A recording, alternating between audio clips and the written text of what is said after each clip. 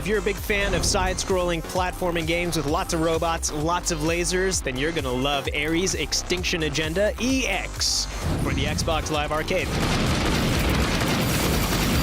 Here you're playing A.R.E.S. He's a robot who's sent to the space station where there's been some sort of Zytron leak, and what this gas is doing is it's corrupting all these robots that would otherwise be doing their jobs properly at this recycling facility. And now you go in there and they're trying to kill you. You're jumping from platform to platform. You're shooting these dudes. This, on a very superficial level, will remind a lot of people of Mega Man. You get to fight bosses, you get to take power-ups and guns from them once you've defeated them, and there's a whole lot of running around platforming, some puzzle platforming as well, where you got to figure out what you need to do to get certain doors to open, and I really enjoyed that. It really felt like an old-school platforming game.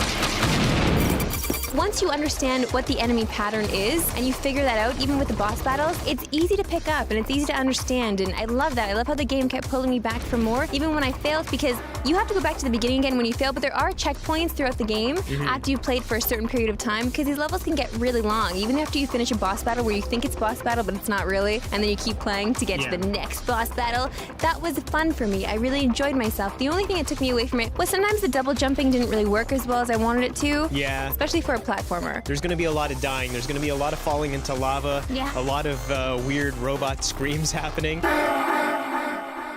It really does bring me back to those days of having to play the same platformer over and over again, because that's the game that I just bought, and that was my one video game for the year. So for that, I think A.R.E.S. Extinction Agenda EX does a really great job of capturing that feeling, capturing that moment in time. Of course, it's got revamped graphics, much better graphics than we would have ever seen on the Super Nintendo. Yeah. Also has some really banging tunes here, some electro/rock, very cool stuff.